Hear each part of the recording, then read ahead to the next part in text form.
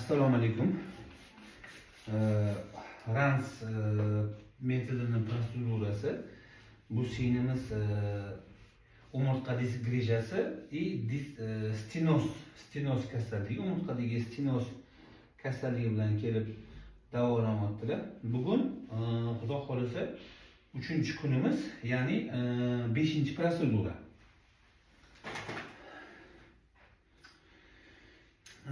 Grija, umurtqadagi disk grijasi juda katta muammo emas, chunki u fibrozning kalsiyonni yorib chiqib, disk o'sha yadro tomiri qisadi. Qolgan umurtqa pog'onasidan, masalan 5 ta umurtqa pog'onasidan 5 ta tomir chiqsa, disk grijasi chiqib bitta tomir qilsa, qolgan 3 ta yonidagi tomirlardan tizalishi nerv tomiriga yeta olaveradi qolgan anaqalardan. Aynan stenoz bo'lsa, asosiy kanal oqimini qisadida muammolar ko'payadi. Stenozdan qutulish yo'li operatsiya, keyin mana shu rans juda zo'r effekt beryapti. Masalan, 2 ta 3 ta umurtqa pog'onasidagi bo'lsa, bitta kursda yo'q o'sha stenozlar. 4 ta 5 ta pog'ona bo'lsa, bitta kurs qilib yaqinda bitta opamizni MRT qildik, bitta pog'onada qoldi. Bu ham hali sekin-sekin, xudo xohlasa, chunki buni 21 kungacha bu protsedura, masalan, qilingan rans protsedurasi 21 kungacha tanada переработка bo'ladi. 21 kundan keyin 3 oygacha pulsatsiya boshlanadi. Bu ham hali sekin-sekin yaxshi bo'lib ketadi, xudo xohlasa. Hozir bir ikkitagina shpritsni qilib ko'rsatmoqchimiz. Odamlar ko'pchilik buni blokada deb o'ylaydi. Yo'q, blokada emas. Bu mana shu boshimizni ichidan tushgan ikkita bulujlashi bilan добавочный nerv tomirlari trapezoidniy mышцаga tushgan, qilingan inyeksiya og'riqli signali bor ikkala tomir olib kiradi, miyaga neyronlarni faollashtiradi, perizagruziya qiladi.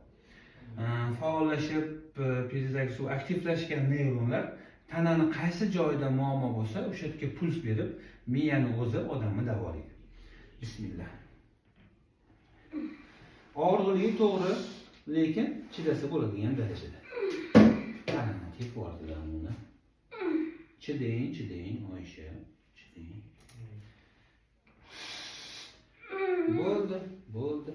Bo'ldi. Bitta protsedurada holatga qarab, gemoglobin o'lchanadi, odamning vazni, og'irligi o'lchanadi. Shunga qarab shprits, nechta shprits, dozirovkalari shunga qarab belgilanadi.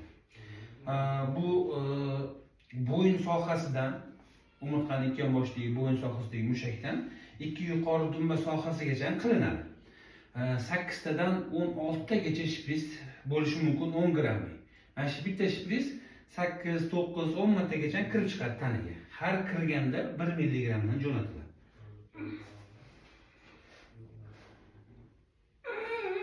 Bo'ldi. Резкий harakat qilmang. Молодец, умница. Bo'ldi.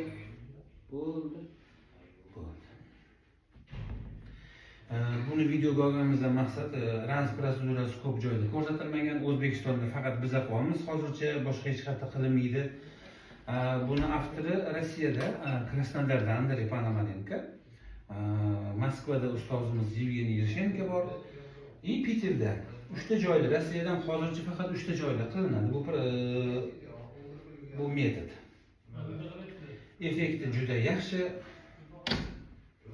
Birinchi kursdan effekt seziladi.